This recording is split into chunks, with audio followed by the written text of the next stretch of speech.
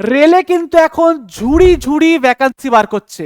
হ্যাঁ বন্ধুরা, প্রত্যেক বছর কিন্তু রেলওয়ে এখন তাদের লাখ লাখ ভ্যাকান্সির মধ্যে হাজারে হাজারে ভ্যাকান্সি বার করছে।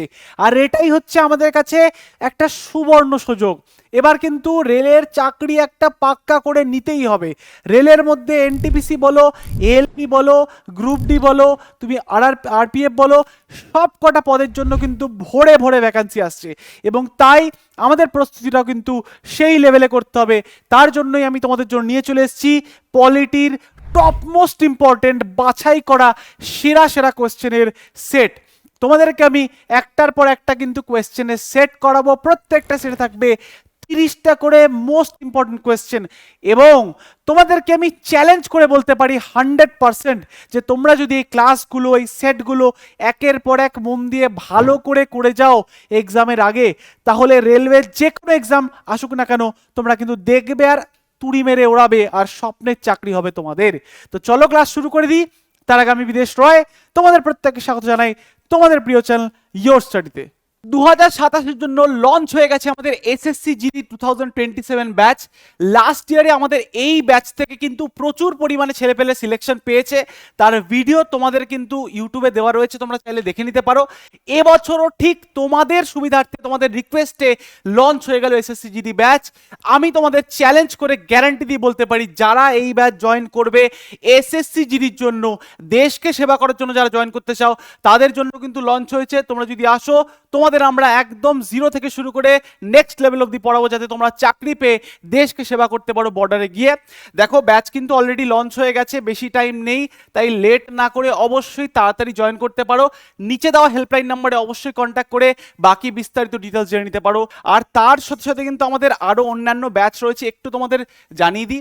দেখো আমাদের কিন্তু রয়েছে 02 Pro 6.0 ব্যাচ। কিছুদিন আগেই কিন্তু এটা স্টার্ট হলো। এখানে কিন্তু আমরা জিরো থেকে তোমাদের একদম প্রো লেভেল অব্দি পড়াই, যাতে যে কোনো চাকরি দেখবে আর ওড়াবে এরম ভাবে। নিচে হেল্পলাইন নাম্বারে কিন্তু এটার ব্যাপারেও জেনে নিতে পারো কথা বলে। বাকি আমাদের সাবজেক্ট বেসড ব্যাচ রয়েছে, এক্সাম বেসড ব্যাচ রয়েছে, তোমাদের যেটা ইচ্ছা চয়েস করতে পারো। ম্যাথসের ব্যাচ রয়েছে, ইংলিশ রয়েছে, জিএসজিকে রয়েছে। আমাদের কিন্তু কম্বো ব্যাচ রয়েছে, সব থেকে বেস্ট ব্যাচ, যেখানে তোমরা সমস্ত এক্সামের জন্য কিন্তু কভারেজ পাচ্ছ। প্রত্যেকটা সাবজেক্ট, প্রত্যেকটা টিচার তোমাদের জন্য দিন রাত খেটে কিন্তু এই ব্যাচে কাজ করছে। সাথে রেলওয়ে রয়েছে, জেনারেল ফাউন্ডেশন, এসএসসি ফাউন্ডেশন রয়েছে, পুলিশ ফাউন্ডেশন রয়েছে। আর বেশি বিস্তারে বলছি না, তোমরা বাকিগুলো জানোই। আমরা প্রত্যেকটা ব্যাচে কিন্তু বেসিক টু অ্যাডভান্স পড়াই, চ্যাপ্টার ওয়াইজ পড়াই, এবং ট্রিক্স এবং তোমাদের কিন্তু বিভিন্ন গল্পের ছলে মুখস্থ করিয়ে দেওয়া আমাদের কাজ হয়। লাইভ ক্লাস তোমরা পাচ্ছ, তোমাদের কিন্তু সমস্ত ডাউট সলভিং ঠিক এখান থেকেই হয়ে যাবে। দেখো আর বেশি লেট না করে তোমরা অবশ্যই এই যে নাম্বারটা 8961997944, এই নাম্বারটায় কন্ট্যাক্ট করে কিন্তু বাকি বিস্তারিত ডিটেলস জেনে নিতে পারো। চলে আসো, শুরু করে দিই আমাদের আজকের ক্লাস। প্রত্যেকটা কোয়েশ্চেন হবে হচ্ছে বিগত বছরের প্রশ্ন থাকবে তোমাদের সামনে, বাছাই করা প্রশ্ন আমি সামনে নিয়ে রেখেছি। দেখতে পাচ্ছ এসএসসি সিজিএল আসা প্রশ্ন, এনটিপিসি, সিজিএল, এসএসসি সমস্ত এক্সামের প্রশ্ন আমি এখানে কম্পাইল করে রেখেছি, আর মোস্ট ইম্পর্টেন্টগুলো রেখেছি। প্রথম প্রশ্ন স্ক্রিনে রয়েছে তোমাদের সামনে, সমতার অধিকার কোন অনুচ্ছেদে উল্লেখ করা রয়েছে? ভেরি ভেরি ভেরি ইম্পর্টেন্ট প্রশ্ন, একদম বাছাই করা 50টা প্রশ্ন রয়েছে। তাহলে সমতার অধিকার, রাইট টু ইকুয়ালিটি, কোন আর্টিকেলে রয়েছে? মাথায় রাখবে এই যে আর্টিকেল, পার্ট, শেডিউল, অ্যামেন্ডমেন্ট আমাদের পরীক্ষা পয়েন্ট অফ ভিউ থেকে একদম মোস্ট ইম্পর্টেন্ট বলতে পারো, সব থেকে বেশি গুরুত্বপূর্ণ পার্ট। তো প্রথম প্রশ্ন বলছে সমতার অধিকার, রাইট টু ইকুয়ালিটি। সমতার অধিকার, আমরা সবাই সমান। তো রাইট টু ইকুয়ালিটি এটা আমাদের আর্টিকেল নম্বর কততে রয়েছে? না 14 নম্বর আর্টিকেলে রয়েছে। আর্টিকেল 14 এই সমতার কথা বলে রেখেছে। ঠিক আছে, তাহলে সঠিক উত্তর হবে আর্টিকেল 14। মাথায় রাখতে হবে সমতা দু রকমের হয়, আমাদের আর্টিকেল 14 বলছে ইকুয়ালিটি বিফোর ল আর ইকুয়াল প্রোটেকশন অফ ল। মানে ইকুয়ালিটি বিফোর ল মানে হচ্ছে আইনের সামনে সবাই সমান। এই যে ইকুয়ালিটি বিফোর ল, এই কনসেপ্টটা আমরা কোথা থেকে নিয়েছি এটাও পরীক্ষা জিজ্ঞেস করে। ইকুয়ালিটি বিফোর ল আমরা নিয়েছি ইউকে অর্থাৎ ইউনাইটেড কিংডম থেকে। মানে আমরা আইনের সামনে সবাই আইনকে কিন্তু সবাই সমানভাবে দেখবে, এটা হচ্ছে প্রথম নিয়ম বা প্রথম টাইপের ইকুয়ালিটি বলতে পারো। আর একটা হচ্ছে ইকুয়াল প্রোটেকশন অফ ল, মানে আইন যাকে যতটা সুবিধা দেওয়া দরকার তাকে ঠিক ততটাই সুবিধা দেবে। তাকে ততটাই করে প্রোটেকশন দেবে, তাকে ততটাই কিন্তু ছাড় দেবে। এটাকে বলা হয় ইকুয়াল প্রোটেকশন অফ ল। এটা ইউএস এর কনসেপ্ট। তো এখান থেকে আমাদের মাথায় রাখতে হবে এই আর্টিকেল 14 যেটা হচ্ছে ইকুয়ালিটি বিফোর ল, এটা হচ্ছে মৌলিক অধিকারের one of the most important article. এটা রয়েছে আমাদের পার্ট নম্বর 3-এ। এটাও পরীক্ষা জিজ্ঞেস করে যে কত নম্বর পার্টে মৌলিক অধিকার রয়েছে। পার্ট 3-তে আর্টিকেল 14, যার মধ্যে আমরা দেখলাম সবার কিন্তু আইনের সামনে সমান সুযোগ সুবিধা। নেক্সট প্রশ্ন দেখো, WBCS প্রিলিমস এক্সামে আসা প্রশ্ন, প্রত্যেকটা মিক্সড রয়েছে প্রশ্ন। ভারতের সংবিধান গৃহীত কবে হয়? ভেরি ভেরি ইম্পর্টেন্ট প্রশ্ন, হাজারো বার রিপিটেড কিন্তু প্রশ্ন। ভারতের সংবিধান কবে গ্রহণ হলো? তো মাথায় রাখতে হবে দুটো ডেট। একটা হচ্ছে অ্যাডপ্ট করার ডেট, অর্থাৎ ভারতের সংবিধানকে গ্রহণ করার দিন, এটা হচ্ছে 26শে November, 26 November 1949, very important day. এই দিনটাকে পালন করা হয় বর্তমানে কনস্টিটিউশন ডে হিসাবে, অর্থাৎ সংবিধান দিবস হিসাবে কিন্তু বর্তমানে এই 26শে নভেম্বর দিনটাকে পালন করা হয়, কনস্টিটিউশন ডে। এবং মাথায় রাখতে হবে এই দিনটা কিন্তু আমরা জাস্ট সংবিধানটাকে গ্রহণ করেছিলাম। লাগু কবে করলাম? প্রত্যেকে জানো, তোমরা ছোটবেলা থেকে পড়ে এসছো।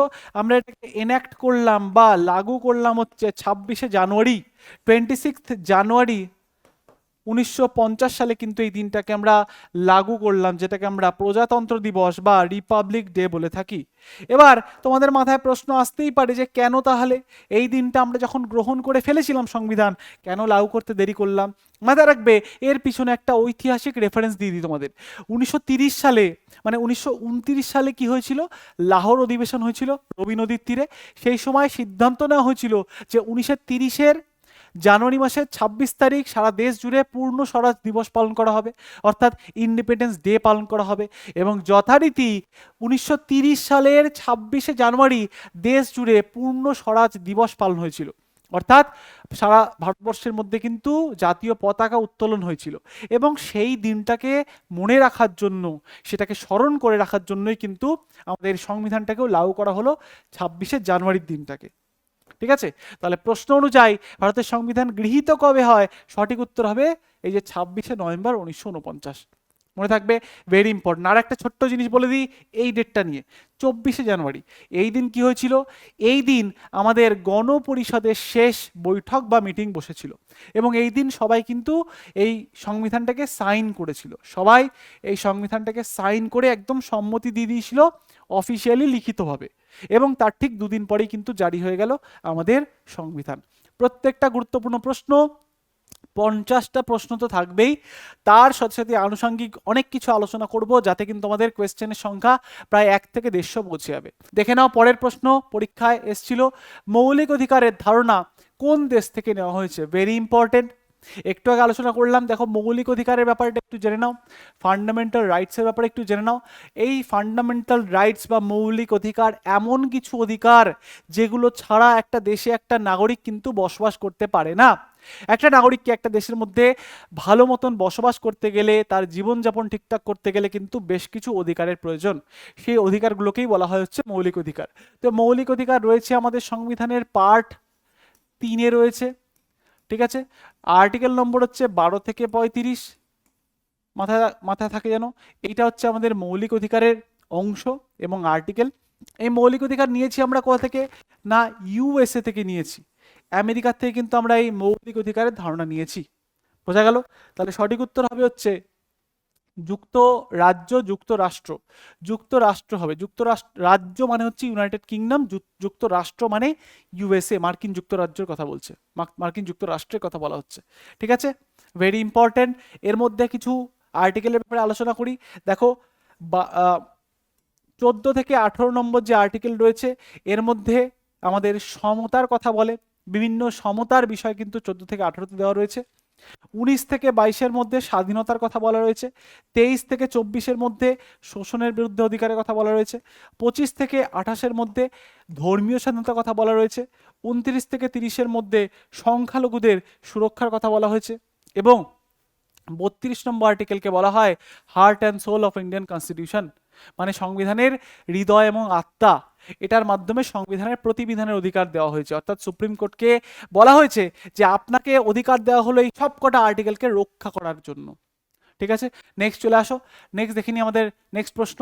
ডাব্লিউবি পুলিশ এসআইতে আসা প্রশ্ন, সাব ইন্সপেক্টরে আসা প্রশ্ন বলছে ভারতীয় সংবিধানের প্রধান স্থপতি কে? মূল আর্কিটেক্ট, স্থপতি মানে আর্কিটেক্ট, তাহলে ভারতীয় সংবিধানের মূল বা প্রধান স্থপতির নাম কি? মাথায় রাখতে হবে এই যে এই ব্যক্তিটা রিসেন্টলি তোমাদের কিসের প্রশ্ন পরীক্ষা হলো? গ্রুপ সিডির পরীক্ষা হলো। এই গ্রুপ সিডির পরীক্ষাতেও কিন্তু এখান থেকে সেম একটা প্রশ্ন করেছে যে আমাদের ভারতের সংবিধানের জনক কাকে বলা হয়। তাহলে ভারতের সংবিধানের মূল স্থপতি বলুক, জনক বলুক, ফাদার অফ ইন্ডিয়ান কনস্টিটিউশন বলুক, বি আর আম্বেদকর হবে সঠিক উত্তর। প্রত্যেকের কাজ হবে কিন্তু প্রশ্নগুলো দেখে উত্তরগুলো কমেন্ট বক্সে দেওয়া এবং তারপরে কিন্তু কন্টিনিউ করা, ভিডিওটাকে চালিয়ে দেখা। চলে আসো, নিজেরাও ক্রমাগত চেষ্টা করো, তাহলে কিন্তু তোমাদেরও ভালো হবে, নিজেদেরও কিন্তু ঝালাই হবে, নিজেদের প্রস্তুতিকে তোমরা ঝালাই করে দেখতে পারবে যে কতটা হচ্ছে, বা যাচাই করে দেখতে পারবে বলতে পারো। নেক্সট দেখো, ভারতের রাষ্ট্রপতি নির্বাচন হন কার দ্বারা? ভেরি ভেরি ভেরি ইম্পর্টেন্ট প্রশ্ন। চলো রাষ্ট্রপতির ব্যাপারে একটু আলোচনা করে নিই। রাষ্ট্রপতি অর্থাৎ প্রেসিডেন্টের ব্যাপারে একটু আলোচনা করে নিই। দেখো মাথায় রাখবে আমরা একটা হচ্ছে রিপাবলিক কান্ট্রি, আমরা একটা রিপাবলিক কান্ট্রি। রিপাবলিক কান্ট্রির মানে হচ্ছে আমরা দেশের যে হেড তাকে কিন্তু আমরা চুজ করতে পারি। তো রাষ্ট্রপতি হচ্ছে নামমাত্র প্রধান আমাদের দেশের। এবার রাষ্ট্রপতিকে আমরা চুজ করছি, তো রাষ্ট্রপতি যে দেশের মধ্যে হবে তার আর্টিকেল নাম্বার মাথায় রাখবে 52 নম্বর আর্টিকেলে বলা হয়েছে যে ভারতের মধ্যে একজন রাষ্ট্রপতির উপস্থিতি, there shall be a president of India. তাহলে রাষ্ট্রপতির উপস্থিতি রয়েছে 52 নম্বর আর্টিকেলে। রাষ্ট্রপতির ইলেকশনের বা রাষ্ট্রপতির ক্ষমতা, রাষ্ট্রপতির পাওয়ার রয়েছে 53 নম্বর আর্টিকেলে। রাষ্ট্রপতির ইলেকশন পদ্ধতি রয়েছে 54 নম্বর আর্টিকেলে। তো এই যে রাষ্ট্রপতির ইলেকশন পদ্ধতি রয়েছে বা ইলেকশনের বিষয়ে বলা রয়েছে 54 নম্বর আর্টিকেলে, এখান থেকেই প্রশ্নটা করেছে। প্রশ্নটা বলছে যে রাষ্ট্রপতির নির্বাচনে কারা মানে ভোট দেয়, ঠিক আছে, নির্বাচন হয় কার দ্বারা, মানে কারা ভোট দেয় বা কার দ্বারা, একই একই কোয়েশ্চেন। তো কার মাধ্যমে? প্রত্যক্ষ ভোটের মাধ্যমে। প্রত্যক্ষ মানে ডাইরেক্ট ইলেকশন, মানুষ কি সরাসরি রাষ্ট্রপতিকে ভোট দিচ্ছে? নেক্সট হচ্ছে সংসদের মাধ্যমে মানে পার্লামেন্টের মাধ্যমে ভোট দেওয়া হচ্ছে, নাকি সংসদ ও রাজ্য বিধানসভার নির্বাচিত সদস্যদের মাধ্যমে, নাকি সুপ্রিম কোর্টের মাধ্যমে? একটা সিম্পল এলিমিনেশন করি আমরা সিম্পল একটু কাটছাট করি। দেখো যে কোনো প্রশ্নকে না প্রথমে দেখেই উত্তর করার চেষ্টা করতে নেই, যে কোনো প্রশ্নকে পেয়ে আগে বাদ দিতে হয় যে অপশনগুলো হবে না, সেগুলো আগে বাদ দাও, দেখবে অটোমেটিক্যালি ব্যাপারটা সোজা হয়ে এসছে। তুমি ভেবে দেখো যে রাষ্ট্রপতিকে কোনোদিনও সুপ্রিম কোর্ট ভোট দিতে পারে? সুপ্রিম কোর্টের কি আদৌ এই দায়িত্বটা রয়েছে যে তিনি বা সুপ্রিম কোর্ট যে সংস্থাটা রয়েছে তারা রাষ্ট্রপতিকে ভোট দেবে? অবশ্যই নয়, রাষ্ট্রপতিকে কিন্তু সুপ্রিম কোর্ট ভোট দিতে পারে না, তাহলে এটা হবে না। নেক্সট হচ্ছে আমরা ডাইরেক্ট ইলেকশনে আদৌ রাষ্ট্রপতিকে ভোট দিই? আমরা কি সরাসরি গিয়ে রাষ্ট্রপতিকে ভোট দিচ্ছি? তুমি কোনোদিনও নিজে রাষ্ট্রপতিকে ভোট দিয়েছো? ভেবে দেখো, কোনোদিনও দাওনি। তুমি রাষ্ট্রপতির ভোটে কিন্তু কোনোদিনও ভোট দিতে যাওনি, তাহলে এটাও হবে না, প্রত্যক্ষ ভোটও হবে না। নেক্সট কি হতে পারে? সংসদের মাধ্যমে, পার্লামেন্টের মাধ্যমে ভোট হবে কি? নাকি আর একটা অপশন পড়ে দেখি, সংসদ ও রাজ্য বিধানসভার নির্বাচিত সদস্যরা। তো দেখো অলরেডি কিন্তু আমাদের 50% অপশন কমে এসছে, মোটে 50% অপশন বেঁচে রয়েছে। তো এখানে কিন্তু আমাদের চুজ করাটা অনেক সহজ। তো মাথায় রাখতে হবে, এটা একটা মনে রাখার বিষয়, মুখস্থ করার বিষয়, সেটা হচ্ছে সংসদ এবং রাজ্য বিধানসভার নির্বাচিত সদস্যরা, ভেরি ভেরি ভেরি ইম্পর্টেন্ট। রাষ্ট্রপতির ইলেকশনে কারা ভোট দেবে এ বিষয়টা 54 নম্বর আর্টিকেল বলা রয়েছে ইলেকটোরাল কলেজের মাধ্যমে। ইলেকটোরাল কলেজের মাধ্যমে কিন্তু বলা হয়েছে যে নির্বাচিত সদস্য কোথাকার না পার্লামেন্টের এবং সাথে কিন্তু বিধানসভার, মানে আমাদের রাজ্যের যে আইনসভা রয়েছে তার, এই দুটো মানে হাউসের যারা নির্বাচিত সদস্য, এমপি এমএলএ ইলেক্টেড যারা, তারা কিন্তু ভোট দেবে এই রাষ্ট্রপতির ভোটের মধ্যে। ঠিক আছে, ভেরি ইম্পর্টেন্ট। নেক্সট দেখো, লোকসভার সদস্য হওয়ার ন্যূনতম বয়স কত? ভেরি ভেরি ইম্পর্টেন্ট একটা কোয়েশ্চেন। লোকসভার সদস্য হওয়ার ন্যূনতম বয়স কত? মাথা রাখবে, দেখো লোকসভার সদস্য হতে গেলে ন্যূনতম যে বয়স লাগে সেটা হচ্ছে 25 বছর লাগে, আর রাজ্যসভার সদস্য হতে গেলে ন্যূনতম যে বয়স লাগে সেটা 30 বছর লেগে থাকে। প্রেসিডেন্ট বা রাষ্ট্রপতি হতে গেলে মিনিমাম যে বয়স লাগে সেটা কত লাগে? সেটা হচ্ছে 30 বছর, এগুলো 35 বছর, এগুলো মাথায় রাখতে হবে। নেক্সট হচ্ছে ভাইস প্রেসিডেন্ট বা উপরাষ্ট্রপতি হতে গেলে মিনিমাম বয়স লাগে হচ্ছে 35 বছর। এগুলো হচ্ছে ভেরি ইম্পর্টেন্ট, পরীক্ষায় রিপিটেডলি বারংবার জিজ্ঞেস করে, তোমাদের পরীক্ষায় আবারও জিজ্ঞেস করবে, এইটুখানি আমি বলতে পারি। তো দেখো তো লোকসভার সদস্য হতে গেলে ন্যূনতম বয়স লাগছে 25 বছর। একটা নর্মাল মানুষ যদি ভোট দিতে চায় তার মিনিমাম বয়স কত লাগে? 18 বছর। নেক্সট প্রশ্ন বলছে দলত্যাগ বিরোধী আইন কোন তপশিলে রয়েছে? ভেরি ইম্পর্টেন্ট প্রশ্ন। বিভিন্ন তপশিল রয়েছে আমাদের সংবিধানে, 12টি তপশিল কিন্তু রয়েছে টোটাল আমাদের সংবিধানে। তার মধ্যে প্রথম তপশিলে কিছু রয়েছে, দ্বিতীয় তপশিলে কিছু রয়েছে, এরকমভাবে কিন্তু প্রত্যেকটা তপশিলে বেশ কিছু ইনফরমেশন বা ইনস্ট্রাকশন উল্লেখ করা রয়েছে। তো সেরমভাবেই কত নম্বর তপশিলে অ্যান্টি ডিফেকশন ল বা দলত্যাগ বিরোধী আইন রয়েছে? মাথায় রাখবে 10ম তপশিলে অ্যান্টি ডিফেকশন ল রয়েছে। অ্যান্টি ডিফেকশন ল মানে দলত্যাগ বিরোধী আইন, অ্যান্টি ডিফেকশন ল। ঠিক আছে, এটা কবে আসলো পরীক্ষা জিজ্ঞেস করে, মাথা রাখবে 52তম সংবিধান সংশোধনী 52nd কনস্টিটিউশনাল অ্যামেন্ডমেন্ট অ্যাক্ট কত সাল? 1985, যার মাধ্যমে কিন্তু এই অ্যান্টি ডিফেকশন ল আমাদের ভারতীয় সংবিধানে আনা হয়েছে। তপশিল নম্বর কত? না 10 নম্বর তপশিলে কিন্তু এটা এসছে। আচ্ছা, বাকিগুলো আলোচনা করে নিই। 11তম তপশিলে কি রয়েছে? পঞ্চায়েত রয়েছে। 11তম তপশিলে রয়েছে পঞ্চায়েত। 9 নম্বর তপশিলে রয়েছে জমিদারি প্রথার বিলুপ্তিকরণ, ল্যান্ড লিখে রাখলাম। 8 নম্বর তপশিলে কি রয়েছে? একটা ট্রিক্স হয়, ঠিক আছে, টিয়ার্স অফ ওলপিএম, তো TEARSOFOLD। তো 8 নম্বর তপশিলে রয়েছে আমাদের অফিসিয়াল ল্যাঙ্গুয়েজ। অফিসিয়াল ল্যাঙ্গুয়েজ মানে সরকারি ভাষা। তো কতগুলো সরকারি ভাষা রয়েছে? টোটাল 22টি কিন্তু সরকারি ভাষা রয়েছে এই 8 নম্বর তপশিলে। প্রত্যেকটা তপশিল থেকে বারংবার প্রশ্ন করে, এখানে আমাদের সঠিক উত্তর তাহলে 10 নম্বর তপশিল হয়ে যাবে। নেক্সট দেখো, মুখ্য নির্বাচন কমিশনারকে নিয়োগ করে থাকেন কে? ভেরি ভেরি ইম্পর্টেন্ট একটা প্রশ্ন, চিফ ইলেকশন কমিশন। একটা প্রশ্ন তোমাদের জন্য হোমওয়ার্ক থাকবে, তোমরা আমাকে বলবে যে বর্তমানে চিফ ইলেকশন কমিশনারের নাম কি? মানে এনার নামটা কিন্তু খুবই চর্চিত একটা নাম, বর্তমানে ইলেকশনে এনার নাম তোমরা বহুবার শুনেছো। তাই তোমাদের একটা হোমওয়ার্ক হচ্ছে চিফ ইলেকশন কমিশনার বর্তমানে যিনি রয়েছেন, চিফ ইলেকশন কমিশনার বর্তমানে যিনি রয়েছেন তার নামটা কিন্তু তোমরা এখানে লিখবে কমেন্ট বক্সে, ঠিক আছে? এটা একটা হোমওয়ার্ক থাকলো তোমাদের জন্য। তাহলে এই যে চিফ ইলেকশন কমিশনার, তাকে নিয়োগ কে করেন? প্রধানমন্ত্রী, রাষ্ট্রপতি, প্রধান বিচারপতি নাকি সংসদ? কে করে থাকেন এই চিফ ইলেকশন কমিশনারকে নিয়োগ?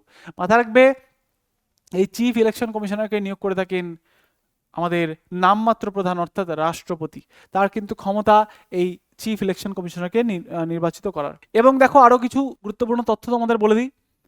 দেখো বিভিন্ন পার্টে বিভিন্ন জিনিস কিন্তু উল্লেখ রয়েছে, তোমরা জানো টোটাল কিন্তু সংবিধানে আজ অব্দির টোটাল 25টি পার্ট কিন্তু যুক্ত হয়েছে। 22টি ছিল মূল সংবিধানে, বর্তমানে 25টি কিন্তু রয়েছে। এবার তার মধ্যে 15 নম্বর পার্ট 15th পার্টে কিন্তু রয়েছে এই ইলেকশন কমিশনের বিষয়টা। 15th পার্টে 15 নম্বর পার্টে রয়েছে ইলেকশন কমিশন। আর্টিকেল হচ্ছে 324, এর মধ্যে ইলেকশন কমিশনের ব্যাপারে কিন্তু উল্লেখ করা রয়েছে আমাদের সংবিধানের মধ্যে, ঠিক আছে? এবং প্রেসিডেন্ট কিন্তু এই ইলেকশন কমিশনারকে নিয়োগ করছে। এবং আরেকটা কথা মাথায় রাখবে, এই ইলেকশন কমিশনারকে শপথ বাক্য কিন্তু বা ওথও কিন্তু পড়াচ্ছেন এই রাষ্ট্রপতি। চিফ ইলেকশন কমিশনারকে শপথ বাক্য পড়াচ্ছে কে? না আমাদের রাষ্ট্রপতি। চলে আসো নেক্সট, একক নাগরিকত্বের ধারণা কোন দেশ থেকে নেওয়া হয়েছে? ভেরি ইম্পর্টেন্ট প্রশ্ন, সিঙ্গেল সিটিজেনশিপ। একক নাগরিকত্বের ধারণা কোন দেশের সংবিধান থেকে নেওয়া হয়েছে? দেখো আমাদের দেশের সংবিধানের বিভিন্ন বিষয়, বিভিন্ন অংশ, বিভিন্ন খণ্ড, বিভিন্ন পার্ট আমরা বিভিন্ন দেশের সংবিধান থেকে কিন্তু গ্রহণ করেছি। তাহলে আমাদের ভারতবর্ষের এই যে নাগরিকত্বের বিষয়টা, আমাদের ভারতবর্ষের সংবিধান সাপোর্ট করে কেমনভাবে? না আমাদের সংবিধান কিন্তু একক নাগরিকত্ব বা সিঙ্গেল সিটিজেনশিপকে সমর্থন করে। সিঙ্গেল সিটিজেনশিপ, একক নাগরিকত্ব কিন্তু সমর্থন করে। আমাদের সংবিধান বলছে যে দু নৌকায় পা দিয়ে চললে হবে না, যে কোনো একটা দেশের নাগরিকত্ব নিয়ে চলো, ঠিক আছে? কিন্তু মানে আংশিকভাবে একটা দ্বৈত নাগরিকত্বের ধারণা দিচ্ছে আমাদের সংবিধান OCI কার্ডের মাধ্যমে। ওভারসি সিটিজেনশিপ অফ ইন্ডিয়া বা OCI কার্ড এমন একটা নাগরিকত্বের ধরন বলতে পারো, যেটার মাধ্যমে যারা ভারতের বংশোদ্ভূত ব্যক্তি, মানে ভারতের সাথে কোনো না কোনোভাবে যোগসূত্র রয়েছে, সেরম ব্যক্তিরা কিন্তু এই OCI কার্ড অ্যাপ্লাই করে একটা বলতে পারো মানে পার্মানেন্ট একটা ভিসা পেয়ে যায়। তারা ভারতীয় না হয়েও ভারতের যেহেতু তার কোনো না কোনো ভাবে ভারতের সাথে যুক্ত, তার বাবা, কাকা, ঠাকুরদা, তার দিদা, দাদু কেউ না কেউ ভারতের নাগরিক কোনোদিন না কোনোদিন ছিলেন, সেই সূত্রে কিন্তু এই ব্যক্তিটা একটা সাধারণ ব্যক্তি যে ভারতের নাগরিকত্ব নেই, সেও কিন্তু ভারতে বারে বার যাওয়া আসা করতে পারে এই ওসিআই কার্ডের মাধ্যমে। এটা হচ্ছে আংশিকভাবে দ্বৈত নাগরিকত্ব দিচ্ছে। তাছাড়া আমাদের ভারতবর্ষ কিন্তু সিঙ্গেল সিটিজেনশিপ ফলো করতে বলে। এবার সিঙ্গেল সিটিজেনশিপ, একক নাগরিকত্ব, এটা আমরা কোথা থেকে নিয়েছি? যুক্তরাজ্য অর্থাৎ ইউনাইটেড কিংডম থেকে কিন্তু আমরা নিয়েছি। ইউনাইটেড কিংডম থেকে কিন্তু আমরা এই কনসেপ্টটা নিয়েছি, মনে থাকে যেন, ভেরি ইম্পর্ট্যান্ট। নেক্সট দেখো, নেক্সট হচ্ছে রাজ্যসভার সভাপতি কে হন? খুব খুব খুব একটা ইম্পর্টেন্ট প্রশ্ন। দেখো দেখো তাহলে আমাদের পার্লামেন্টে দুটো কক্ষ রয়েছে, মাথা রাখবে, লোকসভা একটা, রাজ্যসভা একটা। ঠিক আছে, এবার লোকসভায় একটা রয়েছে, রাজ্যসভায় এক কক্ষ রয়েছে। এই দুটো কক্ষের মধ্যে মাথা রাখতে হবে, এখানকার লোকসভার জন্য একটা স্পিকার থাকে, লোকসভার জন্য একজন স্পিকার থাকে, আর রাজ্যসভার জন্য থাকেন একজন চেয়ারম্যান। রাজ্যসভায় থাকেন একজন চেয়ারম্যান। তাহলে স্পিকার কত নম্বর আর্টিকেলে স্পিকারের কথা বলা হয়েছে? মাথায় রাখতে হবে 93 নম্বর আর্টিকেলে স্পিকার নামক একজন যে ব্যক্তি, মানে অনেকটা বলতে পারো মনিটরের মতন, তার কাজ হবে পুরো পার্লামেন্টটাকে, মানে পুরো লোকসভাটাকে কন্ট্রোল করা। অনেক মেম্বাররা বসেন, সেই মেম্বারগুলোকে কন্ট্রোল করা, তাদেরকে মানে ঠিকঠাক পরিচালনা করা হচ্ছে স্পিকারের কাজ লোকসভায়। চেয়ারম্যানের কি কাজ হবে? চেয়ারম্যানেরও কিন্তু সেম কাজ। চেয়ারম্যান কিন্তু পুরো যে মেম্বাররা রয়েছে এই সবাইকে কিন্তু কন্ট্রোল করবে, কোথাকার না, রাজ্যসভার। ঠিক আছে, কত নম্বর আর্টিকেলে বলা রয়েছে?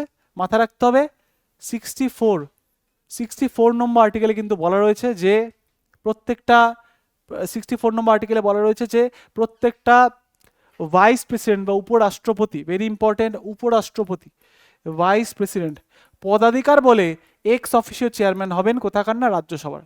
তার মানে ভারতবর্ষের যেই উপরাষ্ট্রপতি হবেন তিনি কিন্তু অটোমেটিক্যালি হয়ে যাবেন এই রাজ্যসভার চেয়ারম্যান বা চেয়ারপারসন। ঠিক আছে, ভেরি ইম্পর্টেন্ট, এটা মাথায় রাখতে হবে। তাহলে সঠিক উত্তর কি হচ্ছে? উপরাষ্ট্রপতি, ভাইস প্রেসিডেন্ট, আর্টিকেল নাম্বার 64। ঠিক আছে, চলে আসো নেক্সট। নেক্সট দেখো, নেক্সট আমাদের আবার একটা আর্টিকেল সংক্রান্ত প্রশ্ন, গুরুত্বপূর্ণ প্রশ্ন। বলছে সংবিধান সংশোধন সম্পর্কিত অনুচ্ছেদ কোনটি? সংবিধান সংশোধন সম্পর্কিত অনুচ্ছেদ কোনটি? Very important. তো দেখো, সংবিধান সংশোধন যেটাকে বলা হয় কনস্টিটিউশন অ্যামেন্ডমেন্ট, কনস্টিটিউশনাল অ্যামেন্ডমেন্ট, মাথায় রাখবে এই সংবিধান সংশোধনের পদ্ধতি আমাদের পার্ট নম্বর 20-তে রয়েছে। কিভাবে মাথা রাখবো স্যার, ভুলে যাই আমি। পার্ট 20, দেখো যে কোনো জিনিসকে আমরা যদি চেঞ্জ করতে চাই, মানে পরিবর্তন করতে চাই, সেক্ষেত্রে কি হয়, আমরা না কাটাকাটি করি, তাই না? তুমি যে কোনো জিনিসকে পাল্টাপাল্টি করবে, চেঞ্জ করবে, তো কাটাকাটি করো কি না? এরকম দুটো কাটা কাটা দাগ দিয়ে দিলে হয়ে গেল কিন্তু সেটা কাটা, এবং সেটার বদলে কিন্তু তুমি অন্য কিছু লিখতে পারবে। তো সেরকমভাবে মাথায় রাখবে, দুটো কাটা মানে হচ্ছে এক্স আর এক্স 20। তো 20 নম্বর পার্ট, 20 নম্বর পার্টে কিন্তু আমাদের এই রয়েছে সংবিধান সংশোধনের কনসেপ্ট। আর্টিকেল কত? আর্টিকেলটা তো আমাদের অপশানেই দেওয়া রয়েছে, আর্টিকেলটা আলোচনা করছি একটু পরে। তো আর্টিকেলটা পরে আসছি, তার আগে বলে দিই এই সংবিধান সংশোধনী পদ্ধতি আমরা নিয়েছি কোথা থেকে না, সাউথ আফ্রিকার সংবিধান থেকে। সাউথ আফ্রিকা থেকে আমরা এই সংবিধান সংশোধনী পদ্ধতি কিন্তু নিয়েছি। সাউথ আফ্রিকা থেকে আমরা নিয়েছি এই সংবিধান সংশোধনী পদ্ধতি। এবার অপশানে চলে আসি যে কত নম্বর আর্টিকেলে এই সংবিধান সংশোধনের কথা বলা হয়েছে। তো দেখো, বেশ কিছু আর্টিকেল তোমরা অলরেডি জানো বা প্রচণ্ড পরিমাণে রিপিটেড প্রশ্ন, মানে এই যে কোয়েশ্চেনটা রয়েছে না, এটা আমি এলিমিনেট করলেই বাকি, মানে আমরা অপশানগুলো কেটে ছেটে একদম লাস্ট একটা অপশান পড়ে থাকবে। কোনটা? দেখো, 352 নম্বর আর্টিকেলে ন্যাশনাল এমার্জেন্সি রয়েছে। ঠিক আছে, ভারতের মধ্যে যে জাতীয় জরুরি অবস্থা রয়েছে সেটা 352 নম্বর আর্টিকেলে রয়েছে, যার আর্টিকেল নম্বর 352। 360-এ রয়েছে ফাইন্যান্সিয়াল এমার্জেন্সি, মানে আর্থিক জরুরি অবস্থা। ঠিক আছে, এবং এই দুটো আমাদের পার্ট 18-এর অংশ, পার্ট 18। আরও একটা আর্টিকেল হয় 356, সেটা হয়ে গেল কি, 356 নম্বর আর্টিকেল হচ্ছে রাষ্ট্রপতি শাসন বা প্রেসিডেন্ট রুল। এই তিনটেই হচ্ছে পার্ট 18 অন্তর্গত। তার মানে আমার এটাও বাদ হয়ে গেল, এটাও বাদ হয়ে গেল, পড়ে থাকলো দুটো। কোনটা কোনটা? আর্টিকেল 280। এই 280টা কি? এই 280টা হচ্ছে ফাইন্যান্স কমিশন। প্রত্যেক 5 বছর অন্তর রাষ্ট্রপতি কিন্তু এই ফাইন্যান্স কমিশন গঠন করায়, মানে কেন্দ্র রাজ্যের মধ্যে কর বন্টনের একটা মানে কমিশন বলতে পারো। তাহলে এটাও বাদ হয়ে যাচ্ছে, এটাও হতে পারে না। তাহলে পড়ে থাকলো 368। 368 নম্বর আর্টিকেলের মাধ্যমে কিন্তু সংবিধানকে সংশোধন করা যেতে পারে। 368, তাহলে সঠিক উত্তর 368। ভেরি ইম্পর্টেন্ট প্রশ্ন, প্রচণ্ড পরিমাণে রিপিটেড প্রশ্ন। মাথা রাখবে, এই যে পরীক্ষার নামগুলো দেখছো এগুলো ভুলে যাও, এগুলো দেখার দরকার নেই। চোখ বন্ধ করে এই যে 50টা প্রশ্ন আমি করে দিয়ে যাচ্ছি, এই 50টা প্রশ্নকে একদম ঠোঁটস্থ মুখস্থ করে দিয়ে চলে যাও। আপকামিং তোমাদের এনটিপিসির যে এক্সাম রয়েছে সেখানে এখান থেকে গ্যারান্টেড প্রশ্ন পাবে। চলে আসো, 11টা প্রশ্ন হয়েছে, এখন অনেক কোশ্চেন আমাদের করতে হবে। চলে আসো নেক্সট দেখো, রাজ্যের রাজ্যপালকে নিয়োগ করেন কে? রাজ্যের যিনি রাজ্যপাল অর্থাৎ আমাদের গভর্নরের কথা বলা হচ্ছে। তো রাজ্যপালের প্রথমে আর্টিকেল আলোচনা করিনি। দেখো মাথা রাখবে, রাষ্ট্রপতির আর্টিকেল আমরা আলোচনা করেছিলাম 52, রাষ্ট্রপতির ক্ষমতা আলোচনা করেছিলাম 53, রাষ্ট্রপতি ইলেকশনের ব্যাপারে আলোচনা করেছিলাম 54, তাই তো? এবার রাষ্ট্রপতির ছোট ভাই হচ্ছেন রাজ্যপাল। তাহলে রাষ্ট্রপতি আর রাজ্যপালের মধ্যে সম্পর্কটা হচ্ছে 101-এর, 101-এর সম্পর্ক। মানে কেমন ব্যাপারটা দেখো, রাষ্ট্রপতির থেকে রাজ্যপালের আর্টিকেল বার করতে গেলে 101 করে যোগ করতে হয়। স্যার 101 যোগ করতে পারি না স্যার, অঙ্ক আমার ভালো না। আরে সোজা অঙ্ক, একদম জলভাত অঙ্ক। 52 সাথে আমি 100 যোগ করতে পারবো তো? তো 52 সাথে 100 যোগ করা মানে হচ্ছে 152, আর সাথে 1 যোগ করলে 153। এখানে বলেছে 53 নম্বর আর্টিকেল, যার মধ্যে 101 যোগ করব, তাহলে 154। 54 নম্বর আর্টিকেল রয়েছে, এর সাথে আমি 101 যোগ করবো 155। তাহলে এগুলো হয়ে গেল আমাদের রাষ্ট্রপতির, এগুলো গভর্নরের, রাজ্যপালের। তো রাজ্যপালের পদ 153 নম্বর আর্টিকেল, রাজ্যপালের ক্ষমতা 154 নম্বর আর্টিকেল, রাজ্যপালের ইলেকশন 155 নম্বর আর্টিকেল। দেখো রাষ্ট্রপতির সাথে একই, একদম সিমিলার কিনা, একদম সমান সমান। ঠিক আছে, তাহলে রাজ্যপালকে নিয়োগ কে করেন? বড় ভাই। আরে বড় ভাই নিয়োগ করেন, ছোট ভাই কে রে বাবা? বড় ভাই নিয়োগ করছেন, তার মানে রাষ্ট্রপতি নিয়োগ করেন রাজ্যপালকে। রাজ্যপালকে রাষ্ট্রপতি নিয়োগ করেন। কোথায় গেল? এই যে রাষ্ট্রপতি, সঠিক উত্তর রাষ্ট্রপতি, রাষ্ট্রপতি নিয়োগ করছেন। ভেরি ইম্পর্টেন্ট পরীক্ষা পয়েন্ট অফ ভিউ থেকে। নেক্সট দেখো, ভারতের সুপ্রিম কোর্টের প্রতিষ্ঠা কবে হয়? ভেরি ভেরি ইম্পর্টেন্ট প্রশ্ন। ভারতের সুপ্রিম কোর্টের প্রতিষ্ঠা কবে হয়? 1950 সালে। মাথা রাখবে 26শে জানুয়ারি, 26 জানুয়ারি 1950-এ কিন্তু এই সুপ্রিম কোর্টের স্থাপনা হয়। প্রথম অবস্থায় 8জন কিন্তু জাজ ছিলেন, 8জন কিন্তু জাজ ছিলেন, এবং প্রথম যিনি CGI chief justice of India ছিলেন সেই সময় হরিলাল জে কানিয়া, হরিলাল জে কানিয়া, ইনি হচ্ছেন প্রথম প্রধান বিচারপতি। ঠিক আছে, ভেরি ইম্পর্টেন্ট প্রশ্ন, ভেরি ভেরি ভেরি ইম্পর্টেন্ট প্রশ্ন। আচ্ছা আরেকটা বলে দিই, আর্টিকেল নম্বর আন্ডার আর্টিকেল কততে এই সুপ্রিম কোর্টের কথা বলা হয়েছে? আন্ডার আর্টিকেল 124, 124-এর মধ্যে কিন্তু সুপ্রিম কোর্টের উল্লেখ দেওয়া রয়েছে। ভেরি ভেরি ইম্পর্টেন্ট প্রশ্ন। নেক্সট দেখো, রাষ্ট্র পরিচালনা নির্দেশমূলক নীতি কোন অংশে আছে? ডিপিএসপির কথা বলেছে, যে ডিপিএসপি কত নম্বর অংশে রয়েছে? ভেরি ইম্পর্টেন্ট প্রশ্ন। মাথা রাখবে, এই যে DPSP directive principal of state policy, একটা ছোট্ট প্রশ্ন করি তোমাদের জন্য, এই ডিপিএসপি সোর্স আমরা কোন দেশের সংবিধান থেকে এই ডিপিএসপি নিয়েছি? কেউ বলতে পারবে? এটার উত্তরটা তোমরা হোমওয়ার্কে দাও, কারণ কি এই প্রশ্নটা একেবারে জলভাত প্রশ্ন, প্রত্যেকে এমনি জানো। ডিপিএসপি অর্থাৎ নির্দেশমূলক নীতি আমরা কোন দেশের সংবিধান থেকে নিয়েছি? উত্তরটা কমেন্ট বক্সে অবশ্যই করে জানাও। বাকি এটার উত্তরটা একদম সোজা, আমরা জানি। পার্ট 3-তে রয়েছে আমাদের মৌলিক অধিকার, পার্ট 4-এ রয়েছে আমাদের ডিপিএসপি, পার্ট 4-এর এতে রয়েছে মৌলিক কর্তব্য ফান্ডামেন্টাল ডিউটিস, পার্ট 2-এ রয়েছে নাগরিকত্ব সিটিজেনশিপ। ঠিক আছে, তো এটা একদম জলভাত প্রশ্ন ছিল, তাই তোমাদের জন্য যে উত্তরটা থাকবে তার ডিপিএসপি এখানে হচ্ছে। তোমাদের জন্য যে কোয়েশ্চেনটা থাকবে, সোর্স কোথা থেকে নেওয়া হয়েছে ডিপিএসপি, কোন দেশের সংবিধান থেকে ডিপিএসপিকে আমরা গ্রহণ করেছি বা নিয়েছি। নেক্সট দেখাও, চলে আসো, 73তম সংবিধান সংশোধনী, বহুবার রিপিটেড। এই যে প্রশ্নগুলো করাচ্ছি না গ্র্যাজুয়েট এক্সামের, ওর তো অ্যান্সার কি এখনো বেরায়নি, তাই তোমাদের ওই কোয়েশ্চেনগুলো আমি দেখাতে পাচ্ছি না।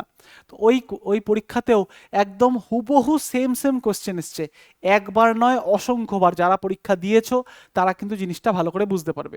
তাই আবারও আন্ডার গ্র্যাজুয়েটের জন্য প্রস্তুতিটা এইভাবেই নিয়ে যাও, যেন একটা প্রশ্ন আসলে আমার বাদ না যায়। ঠিক আছে, আগের বারও আন্ডার গ্র্যাজুয়েট এবং গ্র্যাজুয়েটে ভালো লেভেলের পলিটি থেকে প্রশ্ন এসেছিল, তাই ছাড়া যাবে না কোনোটা, কারণ আজকের দিনে কম্পিটিশন কিন্তু একদম তুঙ্গে। তো চলে আসো নেক্সট প্রশ্ন, তিয়াত্তরতম সংবিধান সংশোধনী কিসের সাথে সম্পর্কিত? তিয়াত্তরতম সংবিধান সংশোধনী, very important, 73rd constitutional amendment act, যেটা হয়েছিল 1992-তে, 1992 সালে। কি হলো এর মাধ্যমে? পঞ্চায়েতি ব্যবস্থা সাংবিধানিক রূপ পেল। পঞ্চায়েত কিন্তু আসলো, গ্রাম পঞ্চায়েত বা পঞ্চায়েতি ব্যবস্থা এবার সাংবিধানিক রূপ পেল 73তম সংবিধান শক্তির মাধ্যমে। আর তাহলে পঞ্চায়েত চলে আসলো এবং পৌরসভা আসলো 74তম সংবিধান শক্তির মাধ্যমে, 74th কনস্টিটিউশনাল অ্যামেন্ডমেন্ট অ্যাক্ট, ওই একই বছর 1992তেই। ঠিক আছে, মাথায় রাখবে, ভেরি ইম্পর্টেন্ট। মাথায় রাখবে এই যে পঞ্চায়েতি ব্যবস্থার আর্টিকেল নাম্বার মাথায় রাখবে 243 থেকে 243-এর অবধি কিন্তু এর আর্টিকেল।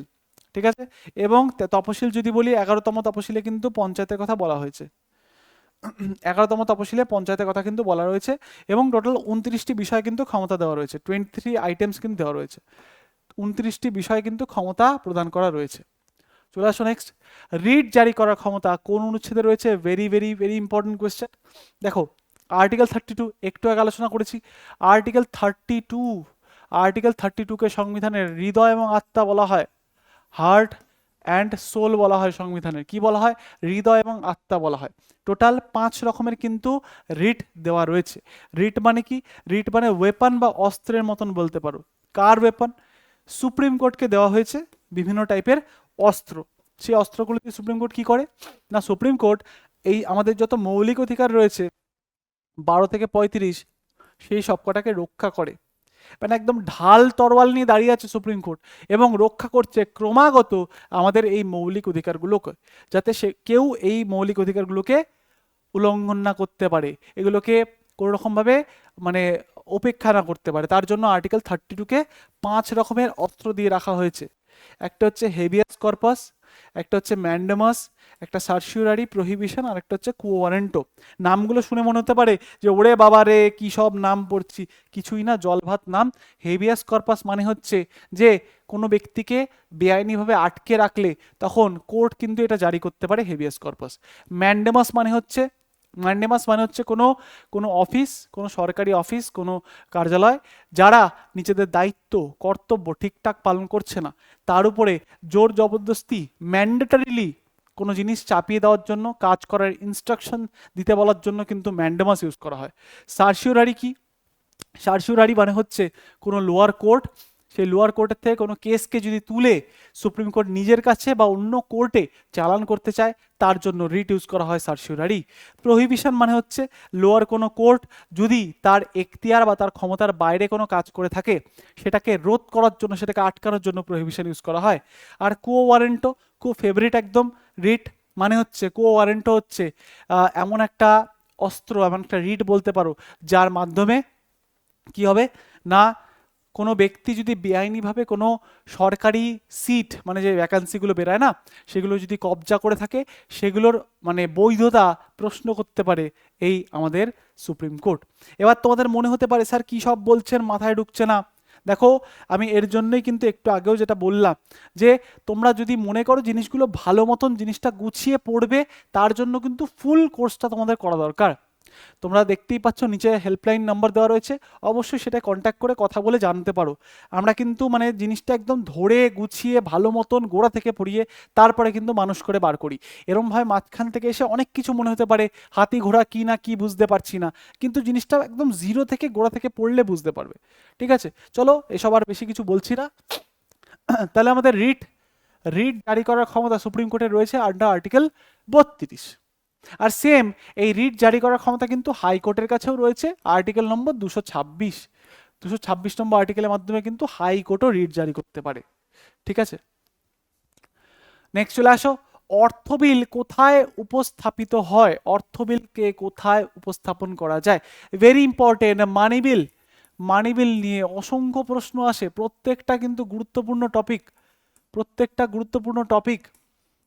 ঠিক আছে, মানি বিলকে নিয়ে অসংখ্য প্রশ্ন আসে। মানি বিলের ব্যাপারে বুঝে নাও। মানি বিল হচ্ছে এমন একটা বিল যেটা টাকা পয়সা সংক্রান্ত বিল। এটাকে আনার যে পদ্ধতি, আচ্ছা প্রথমে আর্টিকেল বলে দিই। দেখো 109 নম্বর আর্টিকেল বলা হচ্ছে এটাকে আনতে গেলে প্রথমে রাষ্ট্রপতির থেকে পূর্ব অনুমতি নিতে হবে, রাষ্ট্রপতির থেকে পূর্বের অনুমতি নিতে হবে। এটা হচ্ছে প্রথম কথা মানি বিল সংক্রান্ত। নেক্সট কথা হচ্ছে আর্টিকেল 110-এ বলা হচ্ছে, 110 নম্বর আর্টিকেল বলছে, 110 নম্বর আর্টিকেল বলছে যে মানি বিল আনতে গেলে সেটা কিন্তু শুধুমাত্র লোকসভাতেই আনা যেতে পারে, রাজ্যসভার কিন্তু এখানে কোনো সেই অর্থে ভূমিকা থাকে না। লোকসভায় মানি বিল আনা হবে, 14 দিন টাইম দেওয়া হবে, 14 দিনে রাজ্যসভার কাছে পাঠিয়ে রাখা হবে, রাজ্যসভা যদি পাস করে তো ভালো, করলে ভালো, না করলেও চলবে। তার কারণ হচ্ছে এই 14 দিন পরে কিন্তু রাজ্যসভা থেকে অটোমেটিক্যালি চলে যাবে আবারও কোথায় না প্রেসিডেন্টের কাছে, এবং প্রেসিডেন্ট কিন্তু সাইন করতে বাধ্য এই মানি বিলে। তো মানি বিল কোথায় উপস্থাপিত করা যায় মাথায় রাখতে হবে, লোকসভা সব সময় আর্টিকেল 110 এই কথাটা বলে রেখেছে, ঠিক আছে। নেক্সট দেখো, নেক্সট বলছে ভারতের ক্যাগকে নিয়োগ কে করে থাকে, কন্ট্রোলার অ্যান্ড অডিটর জেনারেল, এনাকে নিয়োগ কে করে থাকে। বর্তমানে কারেন্ট ক্যাগের নাম পরীক্ষায় জিজ্ঞেস করে, একটু আমাকে জানিয়ে দেবে কারেন্ট ক্যাগের নাম, বর্তমানে ক্যাগ কে রয়েছেন তার নামটা তোমরা অবশ্যই পরীক্ষায় জিজ্ঞেস করে। কারেন্ট অ্যাফেয়ারের প্রশ্ন রঞ্জিত স্যার আশা করি পড়িয়ে রেখেছেন, অবশ্যই হোমওয়ার্ক জানিয়ে দেবে ক্যাগের নাম বর্তমানে কে, ঠিক আছে। এবার ক্যাগকে নিয়োগ কে করেন, রাষ্ট্রপতি, অবশ্যই 148 নম্বর আর্টিকেলের মাধ্যমে ক্যাগকে নিয়োগ করে থাকছেন রাষ্ট্রপতি, 148 নম্বর আর্টিকেলে ক্যাগের উল্লেখ দেওয়া রয়েছে।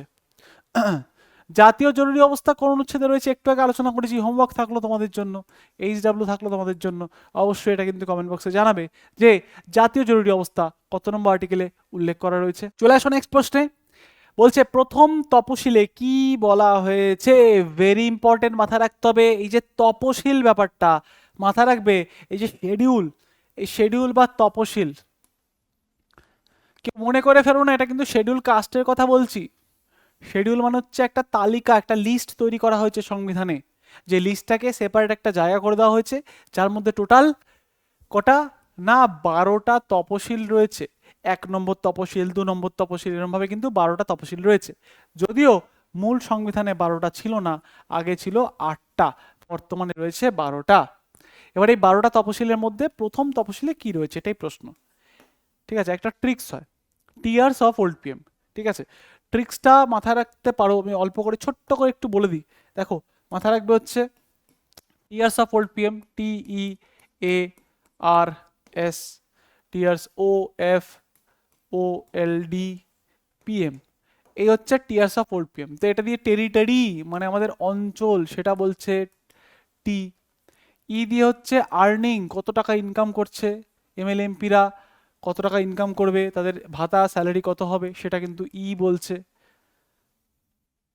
দিয়ে হচ্ছে আশীর্বাদ, এইসব ট্রিক্স আমি আমাদের কোর্সে একদম পুরো সুন্দর করে জলভাত করে রেখেছি, যারা আমাদের স্টুডেন্ট তারা কিন্তু জানবে। দিয়ে হচ্ছে রাজ্যসভা, দিয়ে রাজ্যসভা। দিয়ে হচ্ছে ST অঞ্চল, STদের এলাকা, দিয়ে বলা হচ্ছে। দিয়ে হচ্ছে আদার ST এলাকা, বিভিন্ন আরো অঞ্চল রয়েছে যেগুলো 6 শিডিউলের অন্তর্গত, সেগুলোর মধ্যে রয়েছে। নেক্সট হচ্ছে দিয়ে ফুল লিস্ট, মানে সম্পূর্ণ তালিকা, রাজ্য তালিকা, কেন্দ্র তালিকা, যুগ্ম তালিকা, ফুল লিস্ট এর মাধ্যমে চলে আসছে। দিয়ে চলে আসছে অফিসিয়াল ল্যাঙ্গুয়েজ, সরকারি ভাষা, অফিসিয়াল ল্যাঙ্গুয়েজ চলে আসছে দিয়ে। এল দিয়ে হচ্ছে ল্যান্ড, জমিদারি প্রথার বিলুপ্তিকরণ। দিয়ে হচ্ছে অ্যান্টি ডিফেকশন ল, মানে হচ্ছে আমাদের দলত্যাগ বিরোধী আইন। দিয়ে হচ্ছে পঞ্চায়েত, দিয়ে হচ্ছে পঞ্চায়েত, আর দিয়ে হচ্ছে মিউনিসিপ্যালিটি, ঠিক আছে। আচ্ছা, এবার প্রত্যেকটাকে নাম্বারিং করে দেবো।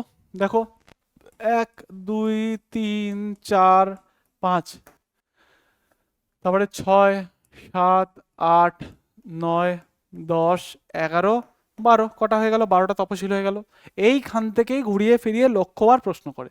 তো আমাদের এখানে বলেছে প্রথম তপশিলে কি রয়েছে, তুমি বলো এক্ষুনি করেছো যে প্রথম তপশিলে কি পাচ্ছ। প্রথম তপশিলে আমি টেরিটারি পাচ্ছি। টেরিটারি মানে কি, একটা আমাদের দেশের মধ্যে আমাদের ভারতবর্ষের যে সীমানা পরিসীমানা অঞ্চল সেটা নিয়ে আলোচনা করা হচ্ছে। তাহলে কি হচ্ছে দেখো, ভাষা হবে না, রাজ্য ও কেন্দ্রশাসিত অঞ্চল, এই যে বললাম টেরিটারি মানে অঞ্চল, সীমানা, এলাকা, তাহলে সঠিক উত্তর এটা হবে। শপথ হবে না, আইন বন্টন হবে না, ঠিক আছে। তাহলে এগুলোকে একটু ভাঙাচোরা করে দিই, দেখে নিই প্রত্যেকটার মানে কি। তো দেখো এটা তো সঠিক উত্তর আপাতত হচ্ছে আমাদের। ভাষা কত রয়েছে, official language, tears of old PM, TEARS OFOLD, তো আসছে আমাদের 8-এ। তো অফিসিয়াল ল্যাঙ্গুয়েজ 8th শিডিউল, 8 নম্বর তপশিল, ঠিক আছে। শপথ, আশীর্বাদ, TEA, A ফর আশীর্বাদ, তিনে আসছে, তাহলে আমাদের থার্ড শিডিউল হবে, এখানে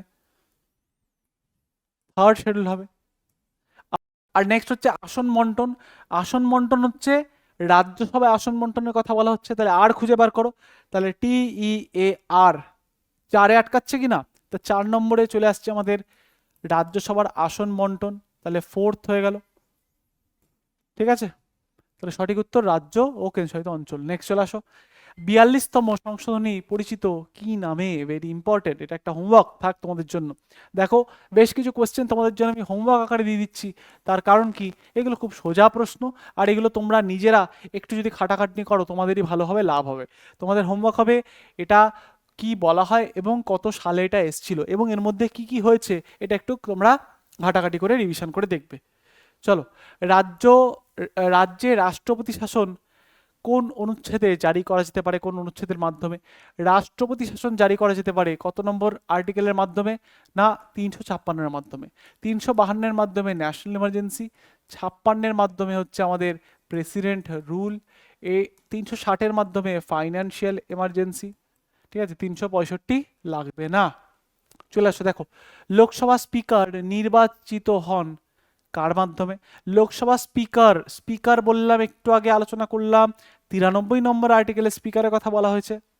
তাহলে এই যে স্পিকার নির্বাচিত হবে কার মাধ্যমে? রাষ্ট্রপতির মাধ্যমে হয় না, প্রধানমন্ত্রীর মাধ্যমে হয় না, প্রধান বিচারপতির তো এসব কাজই নেই, তাহলে লোকসভার সদস্য, লোকসভার যেহেতু তিনি অধ্যক্ষ, তাই অবশ্যই তিনি কিন্তু লোকসভার মানে সদস্যদের মাধ্যমেই নির্বাচিত হবেন, ঠিক আছে। তাহলে একটা প্রশ্ন করে, ফাদার অফ লোকসভা বা লোকসভার জনক কাকে বলা হয়? মাথা রাখবে, GV মাভলাঙ্কার।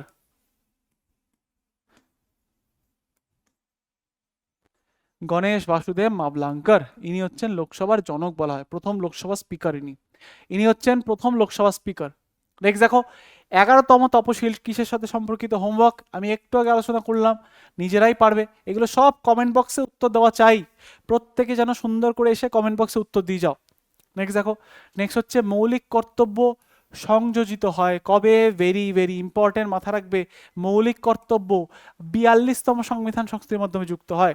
ফান্ডামেন্টাল ডিউটিজ, এটা যুক্ত হয়েছে কবে?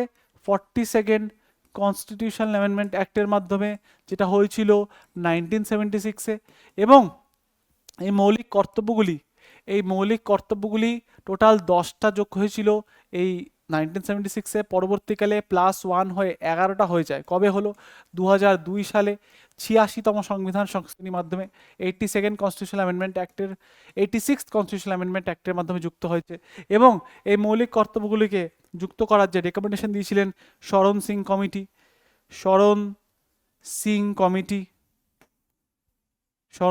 কমিটি কিন্তু রেকমেন্ডেশন দিয়েছিলেন যে এই কমিটিটাকে, মানে এই মৌলিক কর্তব্যগুলোকে যুক্ত করার জন্য, ঠিক আছে। নেক্সট দেখো, অনুচ্ছেদ 21 বিস্তৃত ব্যাখ্যা কোন মামলায়? ভেরি ইম্পর্টেন্ট একটা কোয়েশ্চেন। আর্টিকেল 21-এর ব্যাপারে ডিটেলস মামলা বলতে পারো, বা এই আর্টিকেল 21-এর যে ক্ষমতা মানে বাড়ানোর জন্য যে মামলাটা সুপ্রিম কোর্টের জাজমেন্টটা হয়েছিল, সেটা হচ্ছে Maneka Gandhi case versus union of India, ঠিক আছে। এটা একটা very important case, union of India মানে ভারত সরকার বনাম মানেকা গান্ধী কেস। এর মাধ্যমে যেটা ঠিক করা হলো যে ভারতবর্ষের প্রত্যেকটা নাগরিকের অধিকার হচ্ছে রাইট টু ট্রাভেল, মানে বিদেশ ভ্রমণ, ফরেন কান্ট্রি। একটা মানুষের যদি ইচ্ছা হয়, তার কাছে পয়সা থাকে, তার যদি বেআইনিভাবে না যায়, তাহলে কিন্তু ফরেন কান্ট্রি। একটা মানুষ যদি মনে করে আমি ঘুরতে যাব, আমার ইচ্ছা হয়েছে, আমি কাজে যাব ফরেন কোনো কান্ট্রিতে, তাহলে কিন্তু সে যেতেই পারে, কোনো তার উপরে কিন্তু বাধ্যবাধকতা নেই বা বাধা নিষেধও নেই, ঠিক আছে। তাহলে এই জিনিসটা কিন্তু এসছিল right to travel foreign country, Maneka Gandhi versus union of India কেসের মাধ্যমে। নেক্সট চলে আসো, মৌলিক কাঠামোর তথ্য প্রবর্তিত, ভেরি ভেরি ইম্পর্টেন্ট, প্রচন্ড গুরুত্বপূর্ণ, সাংঘাতিক গুরুত্বপূর্ণ প্রশ্ন সব আলোচনা করছি আমরা, প্রত্যেকটা দেখবে তোমাদের আপকামিং NTPC পরীক্ষায় এবং অন্যান্য পরীক্ষার জন্য একদম হতে চলেছে রামবান। চলে আসো তাহলে, মৌলিক কাঠামোর তত্ত্ব প্রবর্তিত হয় কিসের মাধ্যমে? তো মৌলিক কাঠামোকে বলা হয় বেসিক স্ট্রাকচার। এই বেসিক স্ট্রাকচারের যে আইডিয়া বা ধারণা, এটা কে দিয়েছে? মাথায় রাখতে হবে, কেশব নন্দা ভারতী মামলা। কেশব নন্দ ভারতী মামলা কত সাল? সাল হচ্ছে 1973।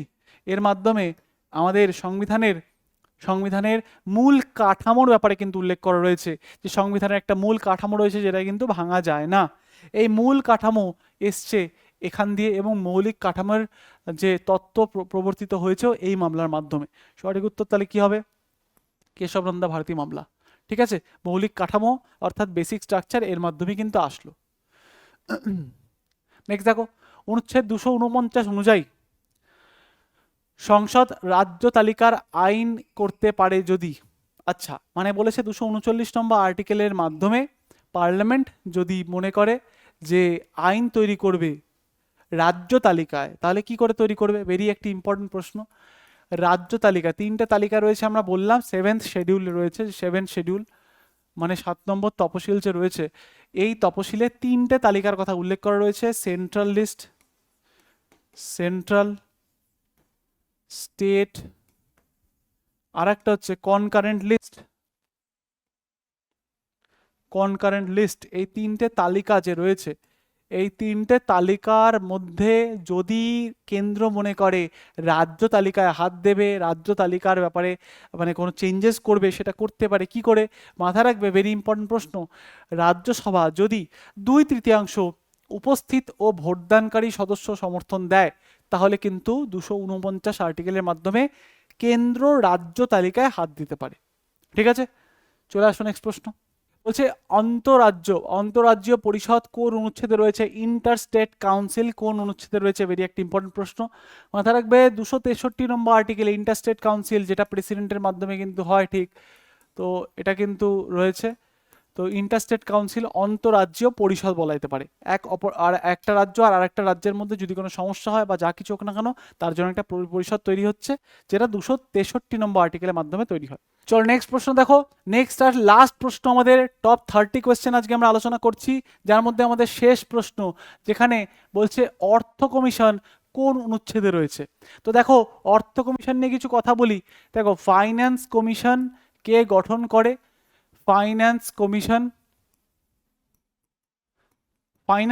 কে গঠন করছে? না, ফাইন্যান্স কমিশন আমাদের প্রেসিডেন্ট কিন্তু গঠন করে।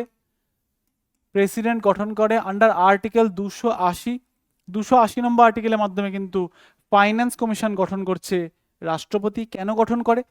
ফাইন্যান্স কমিশন গঠন করে প্রত্যেক 5 বছর অন্তর কেন্দ্র আর রাজ্যের মধ্যে, সেন্ট্রাল আর স্টেটের মধ্যে ট্যাক্স বন্টনটাকে ঠিকঠাক করার জন্য। ঠিক আছে, তো এই জিনিসটা কিন্তু রাষ্ট্রপতি করে প্রত্যেক 5 বছর অন্তর, যার আর্টিকেল নম্বর হচ্ছে 280। মোস্ট 30টে ইম্পর্টেন্ট আমরা কোয়েশ্চেন করলাম, এটাই আমাদের শেষ কোয়েশ্চেন ছিল। এরমভাবেই আমি আরও তোমাদের আরেকটা টপ 30 কোয়েশ্চেনে সেট করাবো। টোটাল 2টো সেটের মধ্যে থেকে আমি তোমাদের চ্যালেঞ্জ করে বলতে পারি যে তোমাদের আপকামিং এই যে এনটিপিসির এক্সাম হবে, সেখানে কিন্তু অবশ্যই 100% কমন আসতে চলেছে। তো দেখা হচ্ছে পরে ক্লাসে, খুব ভালো থাকো, ততক্ষণ টাটা, বাই বাই অ্যান্ড জয় হিন্দ।